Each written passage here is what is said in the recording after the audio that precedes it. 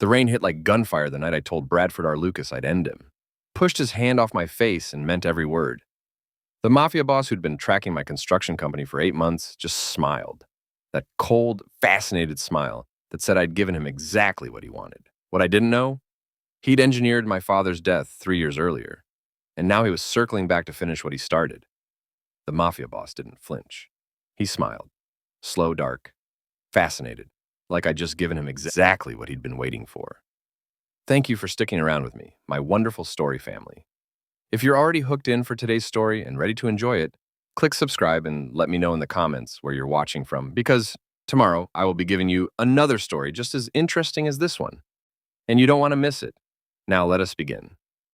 The scaffolding on the Lucas Tower project groans on Thursday afternoons, which means the crew yells louder than usual, and the concrete pours run late 3 times before we even hit the evening inspection window.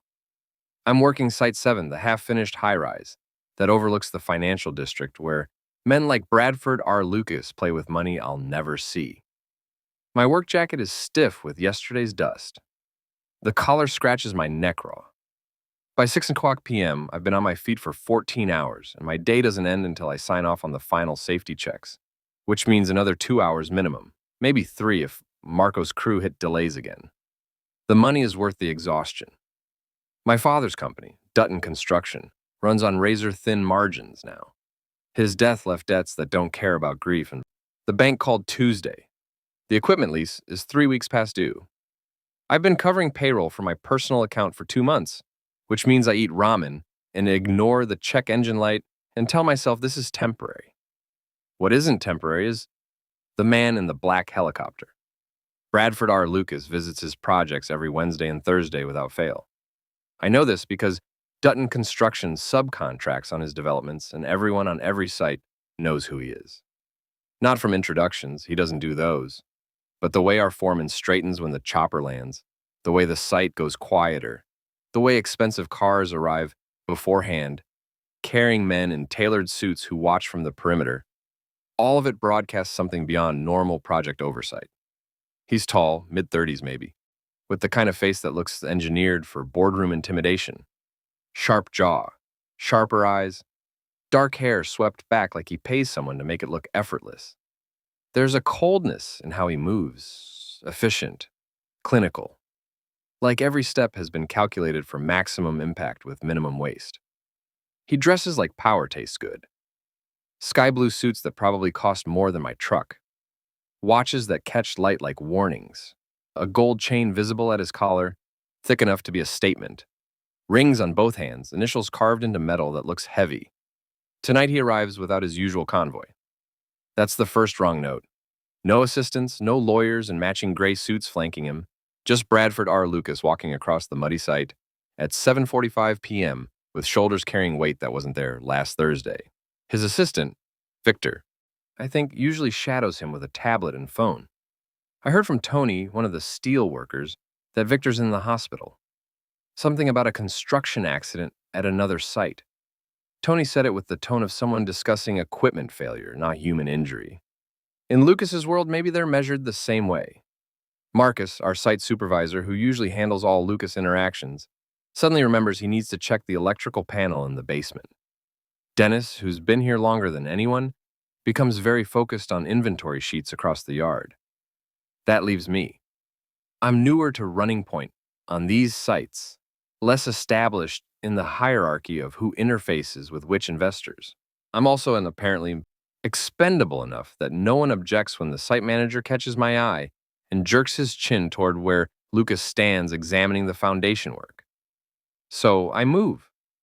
Lucas doesn't look up from the blueprints spread across a makeshift table when I approach. He's marking something with a pen that probably costs more than my daily rate, jaw working like he's grinding through calculations that don't balance. The air around him smells different, something dark and expensive that makes the cement dust seem cheap. Cedar, maybe, something that costs more per ounce than I make per hour. Mr. Lucas, I'm Eileen G. Moreno, site lead for the structural team. What can I help you with? The words come out automatic. I've said variations maybe 1,000 times, to inspectors, investors, city officials. They feel different when he finally looks up. His eyes are darker than they seem from across the site. Not quite black, but close. There's nothing welcoming in them, nothing that softens for social courtesy. He studies me the way someone might study a contract they're deciding whether to sign or shred, cataloging details before passing judgment. This steel shipment. His accent carries old money and foreign education, Italian probably, smooth but not erased. It's 3 days behind schedule. Why? We had weather delays. The shipment from... I didn't ask about weather. I asked why my project timeline is compromised. His tone is surgical, clean, designed to cut without seeming to raise volume. I should back down. That's the smart play. That's what Marcus would do, what Dennis would do, what anyone who needs this contract and this money would do. But there's something in his tone, the automatic assumption that delay equals incompetence, that his timeline matters more than the reality of the work, that hits me wrong. The timeline is compromised because your specs changed mid-pour last week. I don't soften it with corporate padding. We had to break down already, set forms, reorder materials to match the new load requirements, and reschedule the crane. If you want to know why we're 3 days behind, check with whoever authorized specification changes without consulting the construction lead. The site goes quieter. Someone's drill winds down. I can feel Marcus watching from wherever he's pretending to be busy. Bradford R. Lucas sets down his expensive pen. He straightens, and I realize for the first time how tall he actually is. Not just tall, constructed to take up space and to make other people recalibrate their sense of scale. You're the first contractor on any of my sites to blame me for a delay to my face. I'm the first contractor honest enough to tell you your people are creating the problems you're paying us to solve. I'm burning professional capital I don't have. I know it. The bank payment, the payroll, the equipment lease, all of it balanced on not pissing off Bradford R. Lucas. But I'm so tired of rich men walking onto sites my crew built and talking like we're the problem. The corner of his mouth does something that might become a smile if it weren't interrupted by whatever calculation he's running. He picks up the blueprint, folds it with precise movements, and tucks it under his arm. Eileen G. Moreno. He says my name like he's testing how it sounds. You'll be at the contract review meeting tonight. 8:30, Grand Mark Hotel, Conference Room C. That wasn't on the schedule. It is now. He walks away before I can respond. Boots leaving clean prints in the mud while mine are already caked and filthy. His men, because they were there the whole time just far enough away to seem absent, fall into formation around him as he heads back toward the helicopter. Marcus appears at my elbow 30 seconds later. What the hell was that? I have no idea. But I do. I know exactly what it was. It was me making an enemy I can't afford and can't seem to stop myself from making. By 8:15, I'm standing outside Conference Room C in clothes that don't belong in the Grand Mark Hotel. Work boots I tried to clean in the site bathroom. Jeans with cement dust ground into the knees. A jacket that's seen better years. Everyone else in the lobby wears suits that cost more than my monthly rent. The meeting is worse than I imagined. Lucas's lawyers, 3 of them, all in matching charcoal gray, sit on one side of a polished table that reflects the chandelier overhead. Contract documents spread out like accusations. Bradford sits at the head, watching me enter with the same analytical stare from the site, like I'm a problem he's still deciding how to solve. Ms. Moreno. He doesn't stand. Sit. I sit. One of the lawyers slides a folder across the table. Inside, a buyout offer. Lucas Global Holdings will acquire Dutton Construction, absorb all outstanding debts, restructure operations under his corporate umbrella. My father's name will be preserved in archival documentation. I will become a strategic construction advisor, attached exclusively to Lucas projects. The numbers are generous, enough to clear every debt, save the equipment, keep the crew employed. The terms are poison. I read through the sections about non-disclosure, about operational authority, about my advisory role being at the discretion of Lucas Global leadership. I find the clause that lets him terminate my involvement for any reason within the first year. Another that prevents me from working on any non-Lucas projects without written approval. This isn't a buyout. I close the folder. This is acquisition with a consulting fee attached. It's a solution to your company's financial crisis. The lawyer who speaks has the tone of someone explaining simple math to a slow student. It's my father's legacy, rebranded under your client's logo. Your father's legacy is currently 3 weeks from bankruptcy. Another lawyer. Papers rustled for emphasis. I look at Bradford R. Lucas directly. He hasn't moved, hasn't changed expression. Just watching this play out like he already knows every move I'm going to make. You're offering me employment while deleting everything my father built. I keep my voice level. You're treating 30 years of his work like a failed acquisition that needs corporate rescue. I'm offering you a future. Bradford speaks for the first time since I sat down. Your company will collapse within the month without intervention. I'm providing that intervention. At what cost? Your pride, apparently. The room temperature drops. I stand. The lawyer's tense. Bradford doesn't move. Thank you for your offer, Mr. Lucas. Dutton Construction will handle its own future. I leave the folder on the table, walk out while I still can. While I still have the option to burn this bridge before it burns me, the rain starts as I'm waiting for my truck in the parking garage. Light at first, just a whisper against concrete. By the time I reach my vehicle, it's heavier. Proper rain, the kind that means business. The Grandmark has a covered terrace on the second level, accessible from the garage. I can see it from where I'm parked. Marble floors, stone pillars, expensive furniture nobody uses because it's November and cold. I should leave. Start the truck, drive home, figure out how to save my company without selling it to a man who thinks buying things is the same as earning them. Instead, I find myself walking toward the terrace, needing air, needing space to think without the smell of leather seats and failure. The terrace is empty. Rain drums against the stone overhead, creating a curtain of sound that makes everything else feel distant. City lights glow through the downpour, blurred and soft. The air smells clean and cold and dangerous, like the world is washing itself and I'm standing in the runoff. I don't hear him approach. Ms. Moreno. I turn.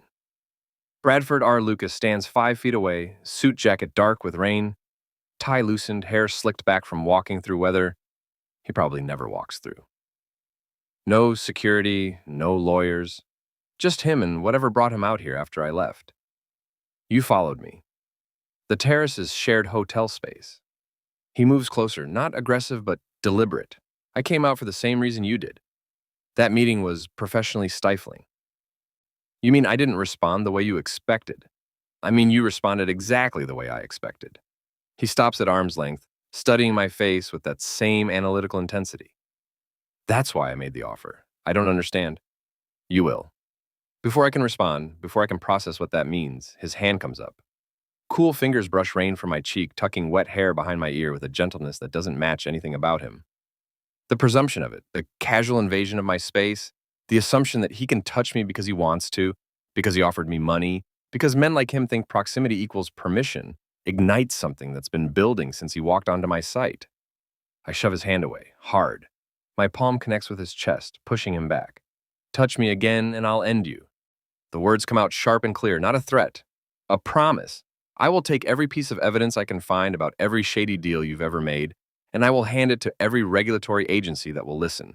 I will call the SEC, OSHA, the City Planning Commission, every journalist who's ever written about corporate corruption, and I will not stop until your empire is a case study in how power eats itself. Do you understand me? The rain falls harder. Thunder rolls somewhere distant. Bradford R. Lucas doesn't step back, doesn't get angry, doesn't do anything except look at me with something that might be recognition, or might be fascination, or might be both. Then he smiles, not mockery, not dismissal, something darker, something that looks like satisfaction. My name is Bradford R. Lucas. His voice drops, quiet enough that I have to strain to hear it over the rain. And I don't think you're going to do any of those things. Then you don't know me. No. He reaches into his jacket, pulls out a cigarette case, lights one with a lighter that probably costs more than my daily rate. I've known you for 8 months, Ms. Moreno. Since you took over your father's company and rebuilt 3 projects I'd written off as total losses. I know you work 16-hour days. I know you pay your crew before you pay yourself. I know you rejected 2 other acquisition offers because they didn't respect your father's work. I know exactly who you are. My stomach drops. The fact that he knows this, that he's been watching, researching, tracking my company like it's worth his attention, hits me harder than anything he said in the boardroom. Why would you know any of that? Because I don't acquire companies. He ashes the cigarette into the rain. I acquire potential. And you're the most interesting potential I've seen in years. The rain drums louder. Something in his voice, some depth underneath the corporate language, makes my pulse spike in a way that has nothing to do with fear. You're watching me. I've been watching you. He corrects it like the distinction matters. There's a difference, not from where I'm standing, no. He moves closer. The space between us shrinks. From where you're standing, it probably feels like surveillance. From where I'm standing, it's the only honest attention you've received since your father died, and every contractor in this city wrote you off as a failure waiting to happen. I should leave. Should walk away from this terrace and this rain and this man who thinks knowing things about me gives him access to me. Instead, I stand there, soaked and furious and terrified, and realize that I've already made a choice. That saying no to his offer wasn't the end of this, it was the beginning. Friday morning tastes like burnt coffee and panic. I'm at the kitchen table by 5 o'clock a.m., surrounded by my father's blueprints and my own failures. The bills form their own topography, peaks of red stamp notices, valleys of final warnings. Equipment lease, overdue. Payroll, due in 6 days. Bank loan, 30 days to default, which in construction terms means 20 days until they start seizing assets. The house still smells like him. 3 years gone, and I can still catch it in certain rooms. Old Spice and sawdust, the particular scent of a man who worked with his hands until they killed him. Heart attack at 59, right there in the company trailer, surrounded by the same kind of papers I'm drowning in now. My phone buzzes, text from Marcus. Need to talk, not good. Before I can respond, another text. This one from Adrienne, my best friend and the only accountant, willing to work for Dutton Construction at rates we can actually afford. Call me. Bank statement doesn't make sense. I call Marcus first. Suits were on site yesterday evening. His voice sounds tired in a way that's becoming permanent. After you left. Asking questions about safety protocols, about leadership structure. Wanted to know who makes final decisions on the projects. What kind of suits? The expensive kind. Marcus pauses. The kind that don't ask questions unless someone's paying them to compile a report. My stomach turns. What did you tell them? The truth. That you run the show. That safety is your top priority. That we haven't had a recordable incident in 18 months. He exhales loudly. Eileen, who are these people? I don't know, but I do. I know exactly who sends expensive suits to ask questions that sound like due diligence but feel like surveillance. I hang up and call Adrienne. Okay, so this is weird. She doesn't bother with greetings. First Union Bank just extended your equipment loan. 6 months, interest-free grace period. They sent the paperwork this morning. We didn't apply for an extension. I know. That's what makes it weird. She rustles papers. It's like someone called in a favor. A really big favor. Do you know anyone at First Union? No. The word comes out hollow because I'm starting to understand the shape of this. The way help arrives unasked. The way doors open without keys. There's more. Adrienne's voice drops. Henderson Construction just pulled out of the Riverside project. Sent a termination notice citing scheduling conflicts. That's a $200,000 contract, Eileen. We needed that to... My email pings. I pull up my phone while she's talking. Subject line, Riverside Development Opportunity Sender. Lucas Global Holdings, Project Acquisitions Division. What do text? Ms. Moreno, we understand Henderson Construction has vacated the Riverside Mixed-Use Development contract. Lucas Global would like to offer Dutton Construction the opportunity to assume this project under revised terms. See attached proposal. Time-sensitive offer. Respond within 24 hours. Project Management Division. Adrienne, I have to go. Wait, what's I hang up? The proposal is generous. Better rates than Henderson had. Accelerated payment schedule. A clause about preferred contractor status for future Lucas projects. Another email arrives while I'm reading. This one from Bradford R. Lucas directly. You have options, Ms. Moreno. I'm simply making sure you see all of them. The question is whether you see them as opportunities or obligations. JKS. My hands shake, not from fear, from rage at how precisely he's moving pieces, how efficiently he's demonstrating that my company's survival exists at his discretion. I don't respond. Pride and anger and something that tastes like desperation form a knot in my throat I can't swallow past. By noon, I'm back on site, trying to outrun the feeling that I'm being played like an instrument I don't know how to tune. The crew's at lunch. I'm in the site office, really just a trailer with HVAC that barely works, when I hear voices outside the window. Two project managers from the steel contractor, taking a smoke break too close to my space. About time Lucas locked her down. 8 months he's been circling. Thought he'd just buy her out after the old man died, but apparently he wanted to see what she'd do first. Testing her? More like tracking her. My cousin works in his analytics department. Said Lucas had them building a full profile. Performance metrics, financial projections, even psychological assessments based on her decision patterns. That's insane. That's Bradford R. Lucas. Man doesn't acquire companies. He acquires people who can run them the way he wants. Dutton Girl's been his target since before she knew his name. They move away. Their voices fade into the ambient noise of the site. I sit in the trailer, surrounded by my father's legacy and my own naivety, and realize that the rain patio encounter wasn't the beginning. It was just the first time I saw what had been circling me for months. Bradford R. Lucas didn't find me interesting that night. He'd been watching long enough to know exactly how I'd react. Long enough to calculate the pressure points. Long enough to know that threatening him would fascinate him more than compliance ever could. The Monday deadline isn't about me making a choice. It's about him proving I never had one. My phone buzzes. Another text. This one from an unknown number. The offer expires Monday, Eileen. But my interest doesn't. We both know how this ends. The only question is, how much you make me work for it. Jay, I delete it. Then I pull up my father's old files, every contact, every project, every relationship he built over 30 years, and I start making calls. If Bradford R. Lucas thinks I'm going to fold because he's been patient, he's miscalculated. I didn't survive my father's death by accepting help I couldn't afford, and I won't survive Bradford R. Lucas by forgetting that lesson now. The photo arrives on Sunday night while I'm reviewing Monday's work orders. Unknown number. No message, just an image. My company yard shot from the street, equipment visible behind chain link fencing. The Dutton construction sign my father installed in 1996, centered in the frame. Below the image, 2 words scrawled in digital text. TikTok. I stare at it for 30 seconds before my brain catches up to what I'm seeing. Someone stood outside my yard, took a photo, sent it as a warning. I forward it to Marcus with a single question. Security cameras catch anything unusual this weekend? His response comes fast. Cameras were offline Saturday. Breaker tripped.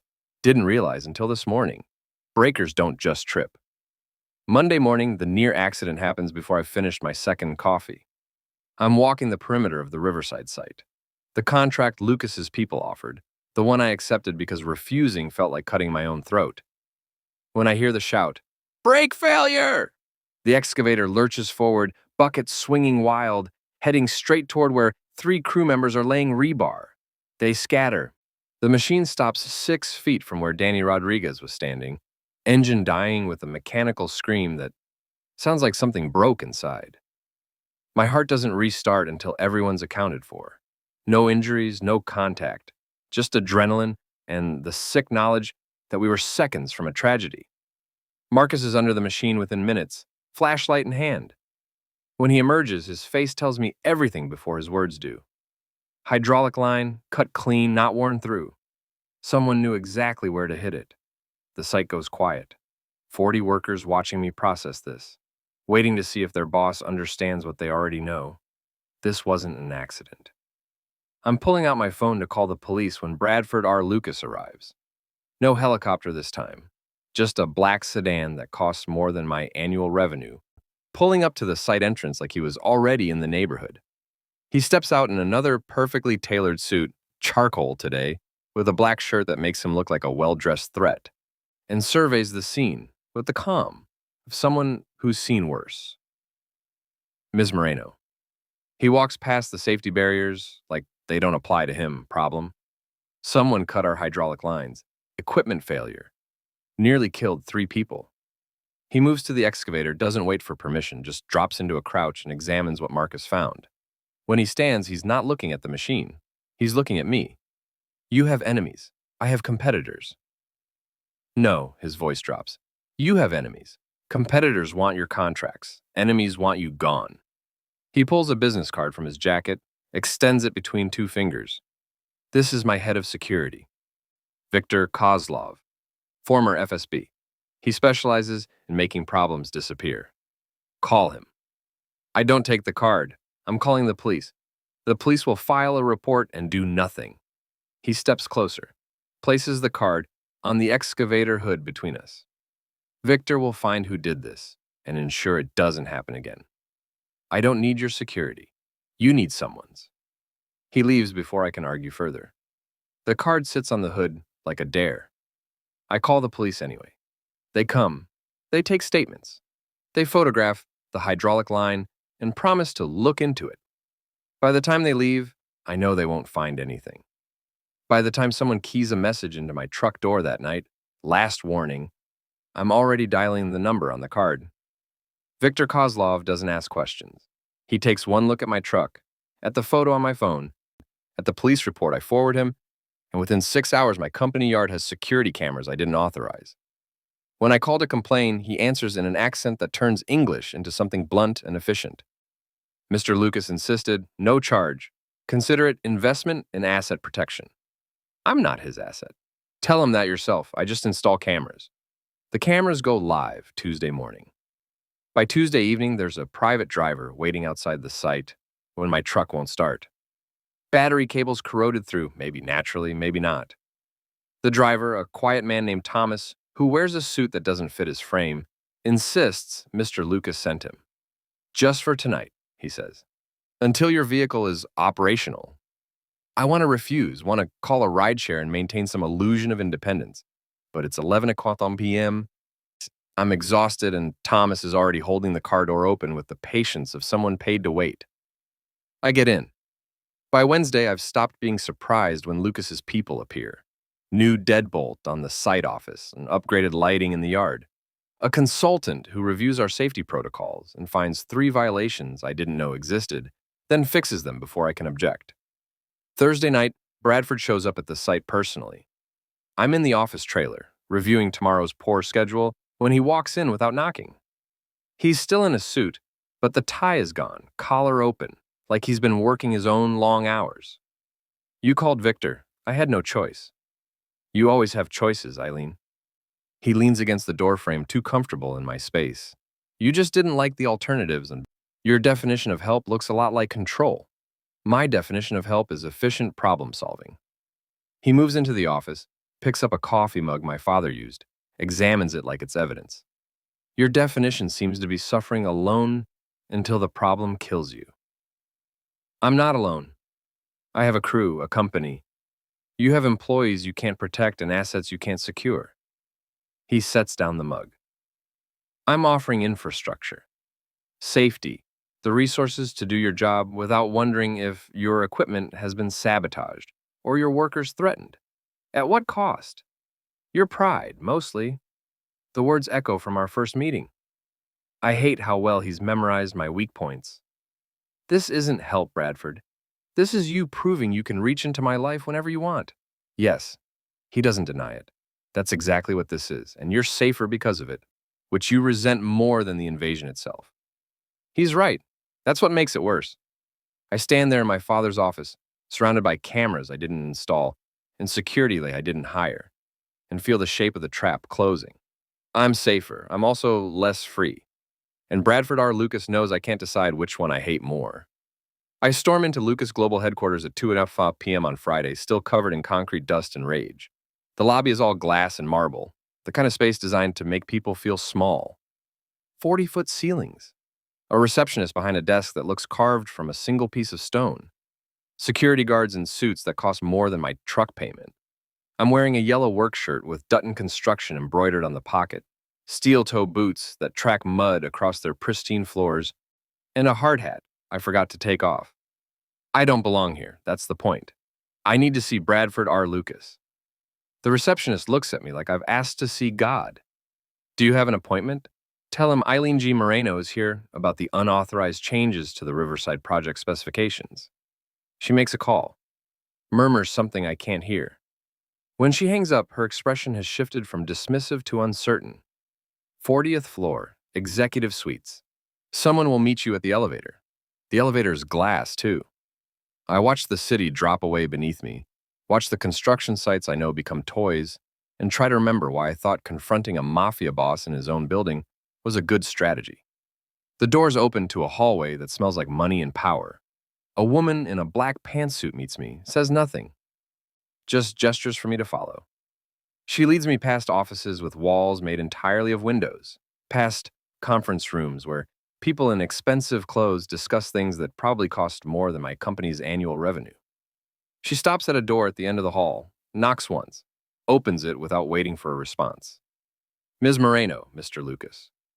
Bradford sits behind a desk that looks designed to intimidate. Massive dark wood, positioned so whoever sits there has the window view behind them, backlit like a portrait of authority. He's in a sky blue suit today, the color from the terrace photo, crisp white shirt open at the collar, that gold chain visible. He doesn't stand when I enter. I lean. He gestures to a chair across from him. This is unexpected. Your people changed the foundation specs on Riverside without consulting me. My people optimized the design to save 3 weeks of schedule and $40,000 in material costs. Your people compromised structural integrity for efficiency. My people improved your design. The casual arrogance of it, the assumption that his team knows better, that I should be grateful for the interference, makes my jaw clench so hard my teeth ache. I'm walking toward his desk, ready to unload every piece of anger I've carried up 40 floors, when I see it, a tablet on his desk, screen facing up, open to a document labeled Dutton 5 YR track. I stop, stare at those words. What is that? Bradford follows my gaze, realizes what I'm seeing. For the first time since I've met him, something that might be miscalculation crosses his face. I move before he can close it, grab the tablet, swipe through screens that shouldn't exist. Photos of my projects.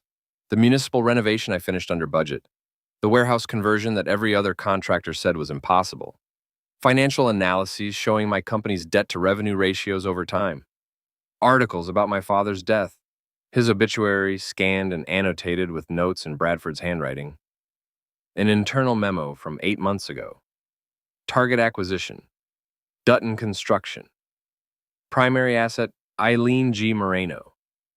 Demonstrates exceptional resource optimization under constraint. Recommended for recruitment/development program. I keep scrolling.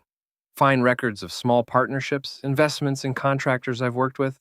Pattern recognition hits like cold water. He's been engineering my obstacles, creating problems to see how I'd solve them, offering opportunities to test my decision-making. You've been tracking me for 5 years. It's not a question. Longer, actually. He stands, moves around the desk. I first noticed your work 6 years ago. You were still working under your father, managing the Henderson Tower renovation. Everyone said it couldn't be salvaged. You proved them wrong. So you started building a file. I started paying attention. He's close enough now that I can smell that dark, expensive scent. Cedar and something sharper. People who turn around impossible situations interest me, Eileen. You've done it repeatedly, with fewer resources than anyone should be able to work with. This is surveillance. This is due diligence. On what? I'm holding the tablet like evidence. On whether I'm worth buying. On whether you're worth recruiting. He takes the tablet from my hands, sets it on the desk. I don't buy companies, Eileen. I identify exceptional operators and create infrastructure around them. You're exceptional. You've been exceptional since before you even knew my name. My father's last project is in here. I point at the tablet. The one that bankrupted his partner company. The one that killed him. Something shifts in Bradford's expression. Not quite guilt, but something adjacent to it. That project was mismanaged from the start. By who? Multiple parties. He's choosing words carefully now. Your father tried to save something that was already collapsing. You knew about it. Before it failed. I knew about a lot of failing projects. That's what I do. I identify structural weakness. Did you cause it? The question hangs between us. He doesn't answer immediately. Doesn't deny it fast enough. I need to leave. Eileen, his hand catches my arm. Not aggressive, just contact. The first time he's touched me since the terrace. I pull away, but don't move toward the door. I don't want your recruitment. I don't want your optimization. I want you to leave my company alone. I can't do that. Why not? Because watching you work is the most interesting thing I've done in a decade. His voice drops, loses its corporate polish. Because you're proof that intelligence and determination can compete with inherited capital. Because if I walk away now, someone else will acquire you and they won't respect what you've built. They'll just strip the assets and discard of the operator. The honesty of it, raw and unpolished in a way Bradford R. Lucas never seems to be, hits me sideways. I'm terrified. The words come out before I can stop them. I'm terrified I'm going to lose everything my father built, and there's nothing I can do to stop it. Bradford studies my face. For a moment, his calculated distance disappears and something human shows through. You don't have to lose it. Let me help you. Your help feels like ownership. My help is infrastructure, protection, access to resources you need. He moves closer and I don't step back. You can keep fighting alone, Eileen, or you can accept that sometimes the smartest strategy is alliance with someone who has the power to protect what you've built. It sounds reasonable, logical, like a solution instead of a trap. That's what terrifies me most. I leave without answering. Walk back through his glass empire, past offices full of people who work for him, who've accepted that exchange, autonomy for security, independence for infrastructure. By the time I reach my truck, I'm shaking, not from fear, from the realization that Bradford R. Lucas might be dangerous, manipulative, and invasive, but he's not entirely heartless. And somehow, that makes him infinitely more dangerous. The scaffolding comes down on Tuesday morning while I'm in the site office doing payroll. The sound is wrong first. Metal shrieking, bolts shearing, the particular percussion of structure failing. Then the shouting, then silence that's worse than any noise. I'm running before my brain catches up to my legs.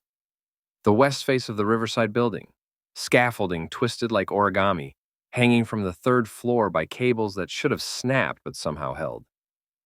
Beneath it, scattered across concrete, tools, planks, one hard hat split clean in half. And Tommy Reeves, my best welder, pinned under a support beam that missed crushing his skull by inches. He's conscious, screaming. That's good. Screaming means breathing, means alive. The EMTs arrive within 8 minutes. By the time they load him into the ambulance, I've already seen what Marcus found. The anchor bolts. Someone loosened them, not removed, just backed off enough that weight and wind would do the rest. This wasn't negligence. This was attempted murder. The anonymous call comes that afternoon while I'm at the hospital. Unknown number. Distorted voice, the kind that's been run through software to sound mechanical. Dutton Construction is a mistake. Cut ties with Lucas or the next collapse won't leave survivors. The line goes dead before I can respond. Victor Kozlov arrives at the hospital 20 minutes later, which means either he was already following me or Bradford has me monitored in ways I haven't discovered yet. He listens to the voicemail once, face expressionless, then makes 2 calls in Russian that sound like orders. When he hangs up, his English is blunt. This is Volkov Contracting, rival firm. Lucas destroyed them in 2019. Bankruptcy, criminal charges, CEO in prison. Someone wants payback. Why target me? Because you're visible, vulnerable. Killing Lucas is hard. Killing his contractor sends a message. I'm not his contractor. Victor looks at me like I'm naive. You took his money. You use his security. You are in his portfolio whether you sign papers or not. To people like Volkov's people, you are Lucas property. The phrase makes my stomach turn. Bradford shows up at my house that night without invitations. I'm packing a bag, clothes, documents, my father's old project files, when headlights sweep through the window. his sedan. He's out before his driver fully stops, taking the porch steps two at a time. You're coming to the penthouse. I'm going to a hotel. Hotels have public access points and minimal security. He's inside now, looking at my half-packed bag. The penthouse has Victor's team, secure entry, and 24-hour monitoring. I'm not moving into your space. You're moving into safe space that I own. There's a difference. Not from where I'm standing. Eileen. He stops, and something in his voice makes me look at him directly. These people tried to kill your welder. They'll try again. Next time, it might be you. I can take care of myself, clearly. The word lands like a slap. Before I can respond, my phone rings. Marcus. I answer on speaker. Someone broke into the yard office, didn't take anything, just trashed your dad's old desk and left a message on the whiteboard. You're next. My hands go cold. Bradford doesn't say anything, just picks up my bag, walks it to his car, and waits by the passenger door. I follow because the alternative is pretending I have better options. The penthouse is everything I expected. Glass walls, designer furniture, art that probably costs more than my company's annual revenue. 52nd floor. A view of the city that makes construction sites look like models. Silent security staff appear and disappear like ghosts. A kitchen I'm afraid to touch. A guest room with a bed that's larger than my entire bedroom at home. Bradford gives me space for exactly 2 hours. Then he finds me on the balcony, looking at the skyline, trying to identify which lights are my projects. He hands me a glass of whiskey I didn't ask for, stands beside me without talking. Finally, how many of those buildings did you work on? I point. That one, the residential tower near the harbor, the office complex on 5th, the hospital expansion you can't see from here. You built more of this city than most people who own it. I helped build it. There's a difference. He looks at me sideways. Is there? We drink in silence. The whiskey burns in a way that feels clarifying. Inside, Bradford shows me his operations board. A wall-sized digital display showing every Lucas project across 3 states. Each one color-coded. Green for on schedule, yellow for minor delays, red for problems. My projects are marked with a different symbol. A star that feels both like recognition and possession. This is how you see the world. I'm staring at the map, like a war campaign. This is how I manage complexity. He zooms in on a section. Every project is a variable. Every contractor is an asset or a liability. He pauses. You're the only one who's both.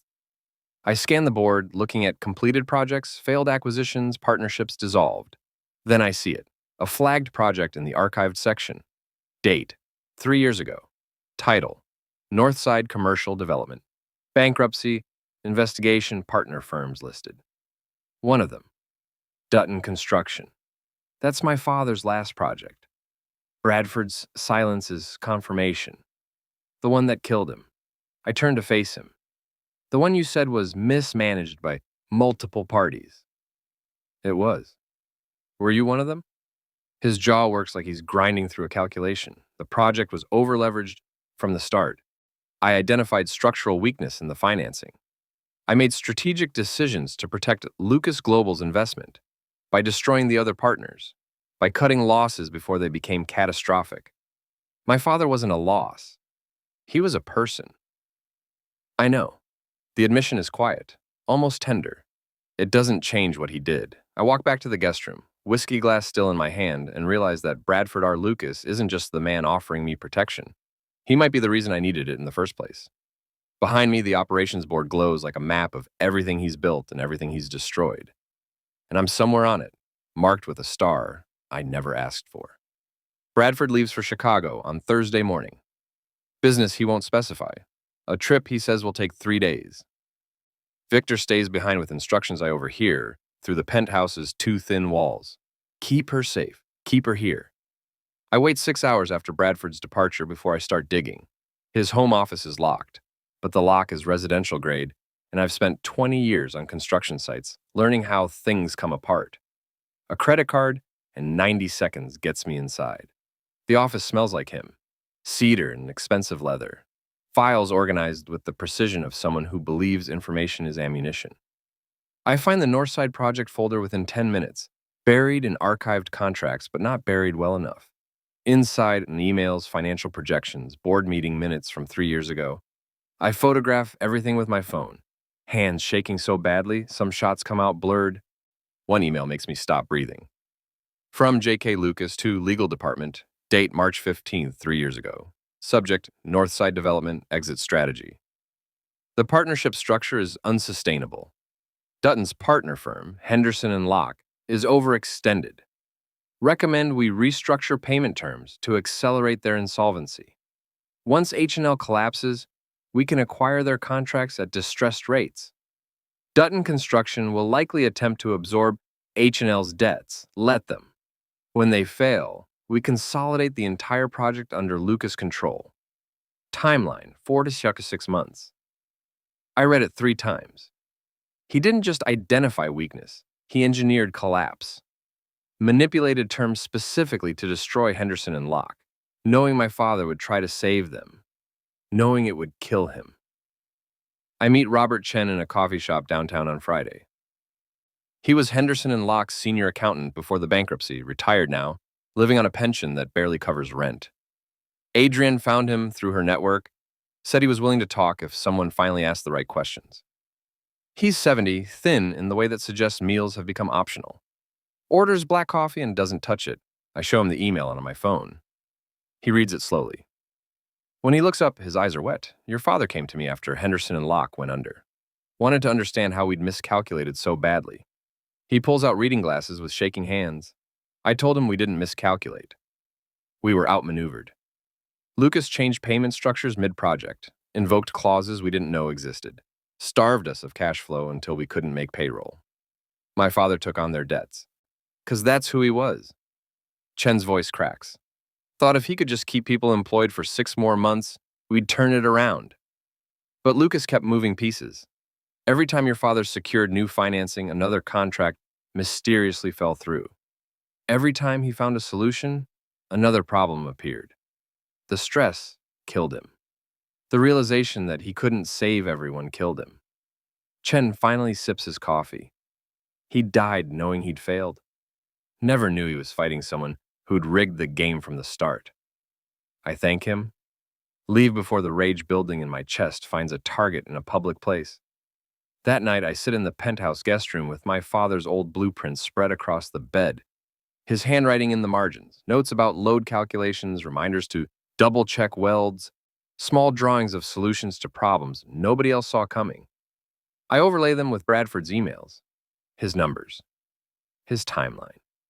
His cold assessment that my father's company was an acceptable casualty in a larger consolidation strategy. The man who's been protecting me, watching me, calling me exceptional, he's the same man who orchestrated my father's destruction. Not accidentally, not as collateral damage, as strategy. I open my laptop and create a new folder. Ending Sampson. Inside, I start compiling everything.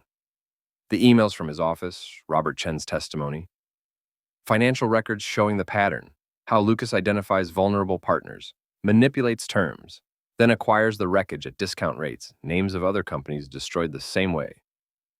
3 journalists who've written about his aggressive expansion tactics, but never had enough evidence. I'll give them evidence. Saturday morning, Tommy Reeves calls from the hospital. His voice is stronger, pain managed, grateful to be alive. The bills are covered, he says, all of it. Hospital, rehab, lost wages. Some foundation connected to Lucas Global. They called it Contractor Care Initiative or something. Said I don't owe anything. I hang up and find Victor in the kitchen. Did Bradford pay Tommy's medical bills? Victor shrugs. Mr. Lucas pays many things. Workers injured on his projects, their families, medical, educational expenses. He doesn't advertise. Why not? Because he doesn't do it for credit. That afternoon, Adrian texts. Small miracle. Wilson Plumbing just got their contract dispute settled. Someone negotiated with the client on their behalf. They're staying in business. Guess who brokered it? I don't need to guess. Bradford R. Lucas is systematically removing problems from my world, helping people I care about, being precisely the kind of man who deserves gratitude. It doesn't change what he did to my father, but it complicates what I'm about to do to him. Sunday evening, I find the date. Lucas Global's quarterly shareholders meeting. 2 weeks away. Public event, press invited, board members and investors, filling a hotel ballroom to hear Bradford present his empire's continued dominance. I email 3 journalists. Attach selected documents. Propose a story about corporate predation disguised as market efficiency. 2 respond within hours, both interested. I book a ticket to the shareholders meeting under my company name.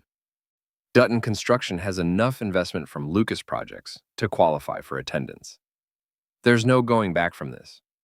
Once I stand up in that room with evidence, once those journalists publish, Bradford's empire starts crumbling, and I'm the one holding the match. He'll know it was me. He'll know I meant every word that night in the rain. My phone buzzes. Text from Bradford. Back Monday. Dinner when I return? Want to discuss a new project? Think you'll find it interesting. Jay, I stare at the message, at the casual assumption that we're still moving forward, that whatever alliance we've built, however coerced, however complicated, is intact. I delete the text without responding. Then I return to my dossier and keep building the case that will end him. The Grand Mark Hotel Ballroom holds 300 people when Lucas Global throws its quarterly shareholders meeting. Today it holds 301. I arrive in formal clothes that aren't quite right. Black pants for my father's funeral. A white blouse Adrian Ney loaned me. Shoes that pinch after years of steel toes. I look like someone playing dress-up in a world that isn't mine. That's intentional. The room is all polished wood and projection screens, investors in suits that cost more than my truck, journalists clustered near the back with cameras and recorders. On stage, Bradford presents quarterly earnings with the calm of someone who's never doubted his dominance. Sky blue suit, that gold chain, complete control. He sees me the moment I enter. His presentation doesn't falter, but something in his expression shifts. Recognition. Maybe resignation. I wait until he finishes the earnings report, until the applause dies and he opens the floor for questions. Then I stand. I have a question about Lucas Global's acquisition practices. 300 heads turn. Cameras swivel. Bradford's expression is unreadable. The moderator checks a list. Miss Moreno, you're not on the scheduled. I'm a contractor on multiple Lucas projects. That makes me a stakeholder. She closes her mouth. Doesn't argue. Bradford gestures from the stage. Please, ask your question. I walk down the center aisle. Every step feels like crossing into territory I can't return from. When I reach the front, I don't stop at the microphone. I walk onto the stage. Security moves. Bradford raises one hand. They freeze. 3 years ago, my father's company partnered with Henderson and Locke Construction on the North Side development. I'm facing the audience now, not him. That partnership collapsed. Henderson and Locke went bankrupt. My father took on their debts trying to save jobs. The stress killed them. Murmurs ripple through the crowd. Cameras flash. I pull out my phone, connect it to the presentation system. Bradford's email fills the screen behind us. The partnership structure is unsustainable. Recommend we restructure payment terms to accelerate their insolvency. I read it aloud, every word. Then I showed the next document, and the next. Financial manipulations, manufactured cash flow crises. A pattern of identifying vulnerable partners, engineering their collapse, then acquiring assets at distressed rates. This isn't competitive business practice. I turned to face Bradford. This is systematic predation. My father didn't fail. He was destroyed by design. The room erupts. Board members shouting questions. Journalists rushing forward. Investors checking phones as stock prices start dropping in real time. Bradford stands motionless at the podium, watching me, not defending himself. Then he does something I don't expect. He picks up a tablet from the podium, swipes through screens, connects it to the projection system, overriding my display. If you're going to ruin me, Dutton, at least do it honestly. New documents fill the screen. Offshore accounts I didn't know existed. Internal memos detailing manipulations beyond what I found. Communications with board members about aggressive acquisition strategies. Proof of regulatory violations. Evidence of everything he's done. compiled with the precision of someone who's been preparing for this moment. The room goes silent. These are the complete records of Lucas Global's acquisition practices over the past 7 years. Bradford's voice is steady, clinical. Ms. Moreno's evidence is accurate, but incomplete. He looks at the board members sitting in the front row. You'll find documentation of 12 similar cases, including communications where I explicitly authorized the strategy that destroyed Henderson and Locke. What are you doing? A board member stands, face red. You're confessing to financial manipulation, predatory acquisition practices, and regulatory violations. Yes. He disconnects the tablet, walks to the edge of the stage. I'm also formally tendering my resignation as CEO and recommending a full independent investigation into Lucas Global's business practices. The tablet lands on the board member's table with a sound like a gavel. Everything you need is there. The room explodes, shouting, cameras flashing like strobes, security moving toward the stage. Bradford finds my eyes across the chaos. Your father deserved better than what I gave him. His voice cuts through the noise. You deserve better than watching me deny what we both know is true. Board members are calling for emergency sessions. Lawyers rushing toward exits. Stock price dropping on phones across the room. Someone's calling for SEC representation. Security reaches Bradford. They're polite but firm, hands on his arms, guiding him toward the side exit. He doesn't resist, doesn't look away from me. As they escort him past, he stops, just for a moment. You said you'd end me, Eileen. His voice is quiet enough that only I can hear. Thank you for doing it right. Then he's gone, disappeared into the chaos of his collapsing empire, while security clears the stage. I stand alone, under the lights, reporters rushing forward, cameras in my face, questions overlapping until they become noise. Someone asks if I planned this, if I coordinated with regulatory agencies, if there's more evidence coming. I don't answer. Can't answer, because I'm still processing what just happened. Bradford R. Lucas didn't defend himself, didn't fight back or deflect or deploy the army of lawyers he certainly has. He gave me everything I needed to destroy him, then added his own evidence to make sure I did it completely. By the time I make it to the exit, Lucas Global's stock has dropped 30%. News alerts are hitting phones across the country. 3 board members have resigned. The SEC has announced a formal investigation. Outside, rain falls like it did that first night. Reporters chase me to my truck, shouting questions I don't have answers to. I drive away from the Grand Mark, away from the empire I just demolished, and realize that Bradford R. Lucas didn't just let me end him. He helped me do it. And I have no idea if that makes him the most dangerous man I've ever met or something I don't have words for yet. My phone buzzes. Unknown number. Text message. You were right. I needed to be ended. The man I was couldn't give you what you deserved. Maybe whoever I become next will do better. Jay, I delete it, but I don't forget it. And I don't stop wondering what it means that destroying him feels less like victory and more like loss. The first week after the shareholders' meeting feels like watching a controlled demolition in slow motion. Lucas Global's stock enters freefall. Federal investigators descend on headquarters with boxes and warrants. News cycles run 24-hour coverage. Mafia boss's empire built on corporate predation. Whistleblower contractor exposes systematic fraud. Samson, CEO, resigns amid scandal. I'm subpoenaed on day 3. Spend 8 hours in a federal building answering questions from attorneys who treat my evidence like sacred text. They're building cases, multiple cases, against Lucas Global's business practices, against board members who knew, against executives who executed Bradford's strategies. By week 2, I'm praised as a key witness. By week 3, I'm a media figure I never wanted to be. The woman who brought down a mafia boss. Journalists camp outside Dutton Construction. Interview requests flood my email. Someone starts a podcast called Taking Down Titans and makes me episode 1. I ignore all of it and focus on work. The restitution fund is announced 6 weeks after the shareholders' meeting. Lucas Global, what's left of it after asset freezes and forced divestitures, creates a compensation program for companies harmed by past acquisition practices.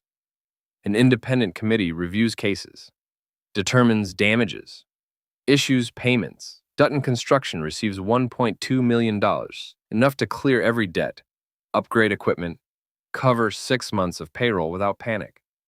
The check arrives with a letter from the committee, clinical language about recognition of harm and commitment to remediation. No mention of Bradford. No acknowledgement that this money is only available because he chose to expose himself rather than fight me. I deposit the check, use it to rebuild exactly what my father would have built. A company that values workers over margins, quality over speed, integrity over expansion. We rebrand. New logo. New mission statement written by the crew, not consultants. Dutton Construction, building right, not fast. Ethical investors appear. People who want their money attached to the story of the contractor who stood up to corporate predation. I take their capital but keep control. Every contract includes transparency clauses. Every project gets safety reviews before profit considerations. Within 3 months, we're profitable, and within 6, we're growing. I'm featured in construction industry magazines, invited to speak at conferences about ethical business practices, asked to consult on worker safety initiatives. I've become the face of something I never intended to represent. Proof that you can fight power and survive. But survival has costs nobody talks about. I don't sleep well anymore. Even after the threats stop, after Victor confirms the Volkov people have been arrested, after security cameras come down from my house, because I'm no longer a target. The fight is over. The victory is real. And I've never felt more exhausted. Adrienne notices first. Finds me at my desk at 2 a.m. staring at blueprints without seeing them. You won, she says gently. You can rest now. But I can't. Because winning means sitting with what it cost, who it cost. I hear rumors through industry networks. Bradford sold his remaining legal assets, the property's not seized, the investment's not frozen, for far less than they're worth. Paid restitution beyond what was mandated. Refused to contest charges he could have fought. Someone says he disappeared. Left the country, maybe. Retired into obscurity. Someone else says he's working construction in the Midwest under a different name. Learning trades from the ground up. I don't know what's true. Don't know if I want to know. The envelope arrives 4 months after the shareholders' meeting. Plain Manila, no return address. Postmarked from a city I've never been to. Inside, legal documents transferring ownership of a property I recognize from the address. The estate, the one with the marble terrace where rain fell and I told him I'd end him. Transferred into an irrevocable trust in my name. Taxes paid, no liens, no strings, and a note, handwritten on expensive paper. Eileen, you said you'd end me. You kept your word. The man who built Lucas Global through predation and manipulation no longer exists. What you destroyed needed to be destroyed. This property is yours because it represents the moment I understood what I'd become. The night you refused to let me touch you without permission. Refused to accept protection as a substitute for control. That was the beginning of my end. I don't expect forgiveness. Don't want it. Just wanted you to know that everything you fought for, integrity, transparency, the belief that how you build matters as much as what you build. Those principles are the foundation of whoever I become next. Thank you for doing it properly. BRL. I read it 3 times, sit with it for an hour, then fold it carefully and lock it in my desk drawer with documents I'm not ready to process. The deed to the estate sits on top of my filing cabinet for 2 weeks. A property worth millions. A space I could sell, could convert into company headquarters, could transform into something useful. Instead, it sits, untouched. A question I'm not ready to answer. Adrian finds me looking at the property listing one night, photos of the marble terrace where everything changed. You going to visit it? Eventually. When? When I figure out what it means that he gave it to me. She studies my face. You're wondering if destroying him was the right thing. No. I close the laptop. I know it was right. I'm wondering why it doesn't feel finished. The letter stays in my desk. The deed stays on the cabinet. And somewhere, Bradford R. Lucas exists in a form I can't picture, either destroyed completely or rebuilt into something I wouldn't recognize. I tell myself I don't care which. But I keep the letter, and I know eventually I'll drive to that estate and stand on that terrace and figure out what it means that the man I ended gave me the place where I ended him. Just not yet. Not until I understand what I'm actually afraid to find there. 8 months after the shareholders' meeting, Dutton Construction closes its first major independent contract. A civic center built under budget, ahead of schedule, with zero safety incidents. The mayor mentions us in a press conference. Investors call asking about expansion opportunities. That night, I decide to visit the estate. The drive takes 40 minutes through weather that turns from drizzle to downpour halfway there. By the time I pull through the iron gates, now mine legally, though the concept still feels foreign, rain hammers the windshield like it's trying to tell me something. The estate sits on 5 acres of manicured grounds, the main house dark except for landscape lighting that makes the marble terrace glow through the storm. I park close to the entrance, grab an umbrella I won't use, and walk toward the covered patio where everything began. The terrace is exactly as I remember. Stone pillars, expensive furniture nobody uses, city lights blurred through rain that falls in sheets, washing the world clean and dangerous. And Bradford R. Lucas, standing at the railing like he's been waiting. He's different. Still tall, still carrying that particular quality of controlled power, but something fundamental has shifted. The suit is simpler, charcoal, well-made but not bespoke. No gold chain, no watch that costs more than monthly payroll. His hair is longer, less precisely styled. He looks like a man who's learned to dress himself instead of being dressed by people he pays. He turns when I approach. Doesn't seem surprised. Eileen. Bradford. We stand in the rain for a moment. Not under the covered portion, letting it soak into clothes and skin like baptism. You got my letter. Not a question. I got your deed. Same thing. He moves under the covered section. I follow.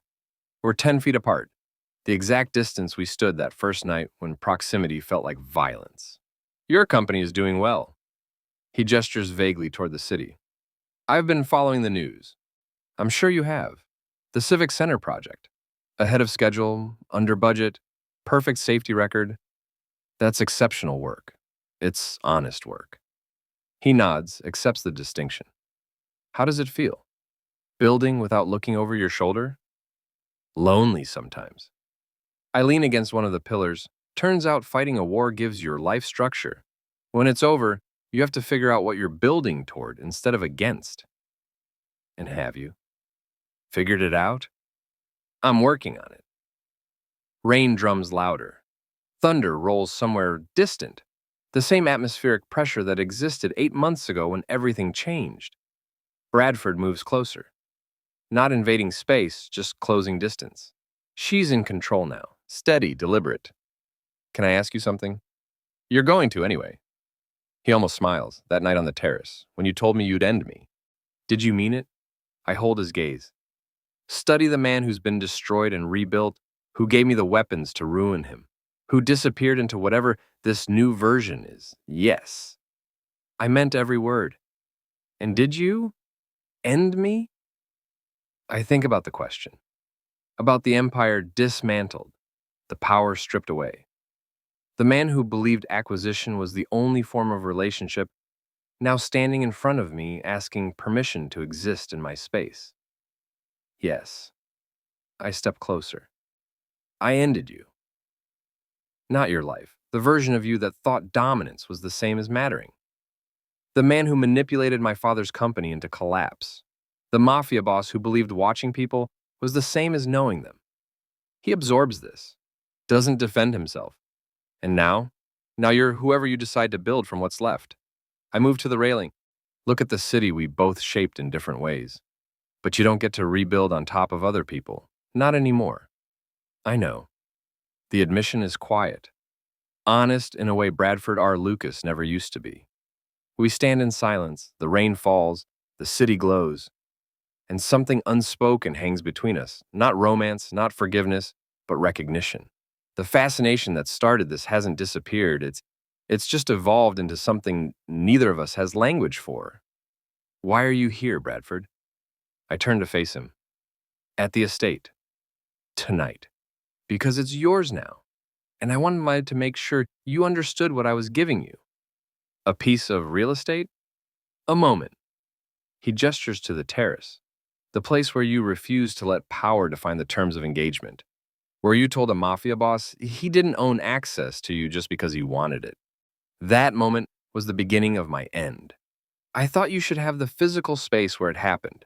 That's, I search for the word, incredibly presumptuous. Yes, he doesn't deny it. But I'm learning that presumption was my defining characteristic. Thought you might appreciate me being honest about it now. I should be angry. Should tell him to leave, that giving me property doesn't earn him access or forgiveness or whatever he's looking for. Instead, I find myself almost smiling. If you ever touch my company again, Lucas, it'll be because I hired you. He laughs.